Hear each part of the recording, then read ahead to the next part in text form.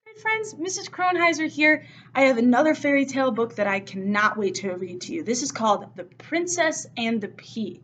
Now, if you watched the other video when I read Falling for Rapunzel, what we can do is after this for a quick sec, we could compare and contrast the two since they're both fairy tales. Compare and contrast means that we could just point out some similarities and differences.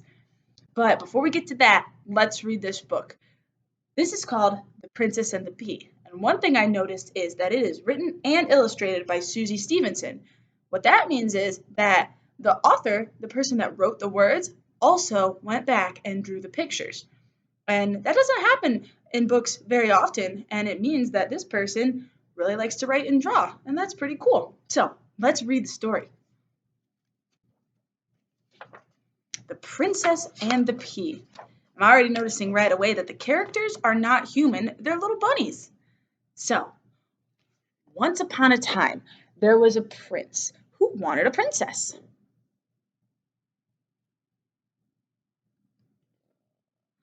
But he wanted to make sure that she was the right princess.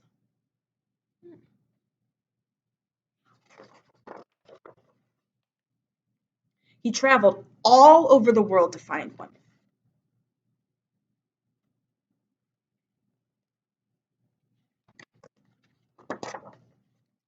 There were plenty of princesses, but the prince could not be sure they were real ones.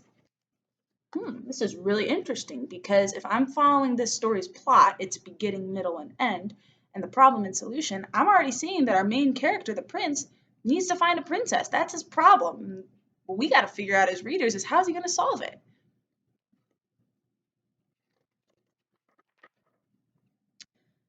There was always something about them that was not quite right. I'm going to show you the pictures first, and then I'm going to read you the thought bubbles. Or excuse me, the talking bubbles, because they're really kind of funny and silly. So you got this princess.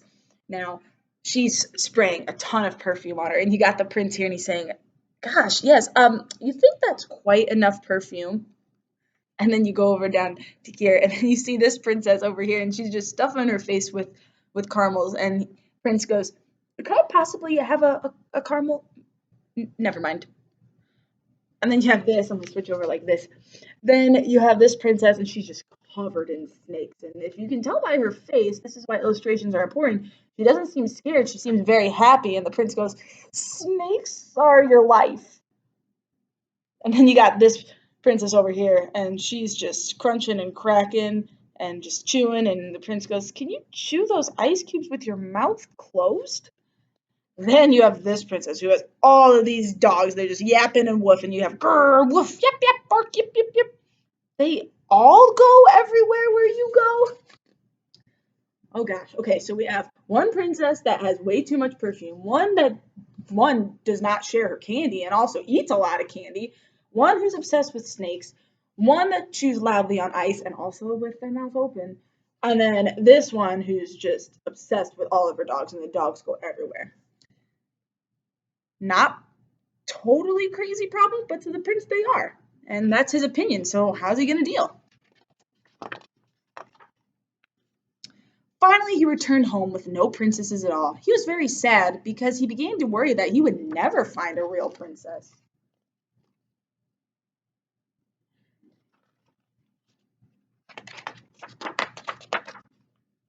One evening, there was a terrible storm. There was thunder and lightning, and the rain poured down in sheets. It was just dreadful.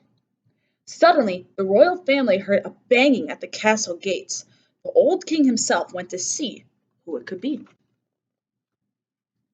Good readers make predictions. I'm going to give you a couple seconds. I want you to think. Maybe you've heard a version of this story before, but who do you think's at the door? Any ideas? Let's read on. Imagine how surprised he was to see a princess standing there. By goodness gracious, what a sight she was, drenched from the rain. Okay, interesting. Let's see where this goes from here.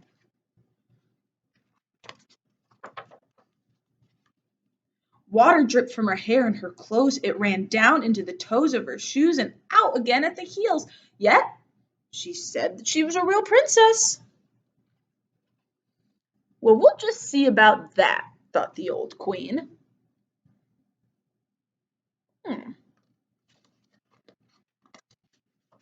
Looking at the illustrations up close, the prince looks very happy to see her. She said nothing, but went into a guest room and took all the bedding off the bed. She placed a pea at the bottom. Then she had 20 mattresses stacked on top of the pea and 20 quilts piled on top of that.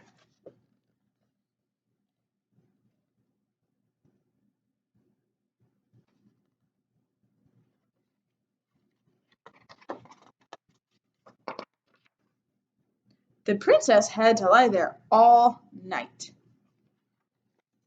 Judging by her face, she doesn't seem like it was the most restful sleep. In the morning, the old queen asked the princess how she had slept. I did not sleep one bit the whole night, said the princess. Heaven only knows what was in the bed, but it was so hard that I am black and blue all over. I need a nap. Do you think she felt that tiny pea under all that mattress and quilts?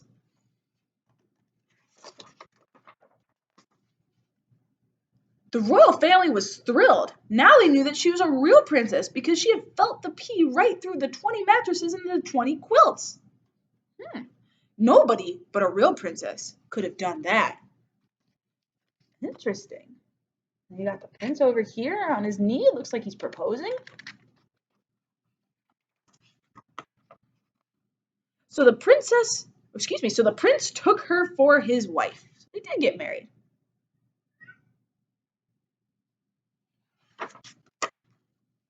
And the pea was put in a crystal case in the Royal Museum, where it can still be seen if no one has stolen it. And this little civilian bunny is going, how romantic!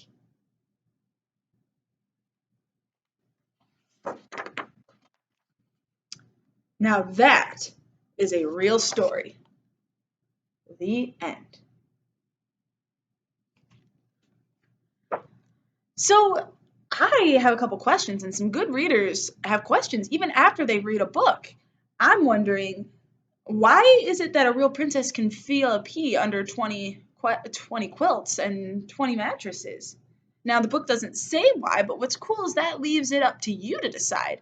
Maybe princesses have really thin skin. Maybe princesses are so delicate that they can feel little pebbles or whatever, even though there's things piled up.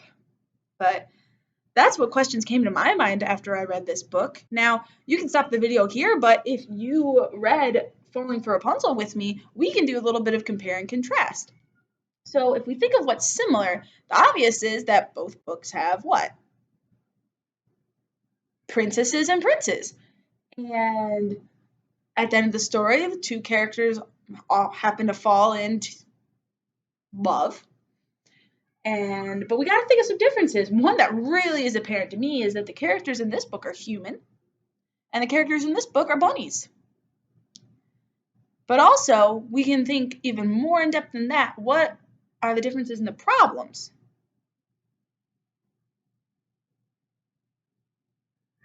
The problem in this book is that the prince simply Rapunzel can't hear the prince.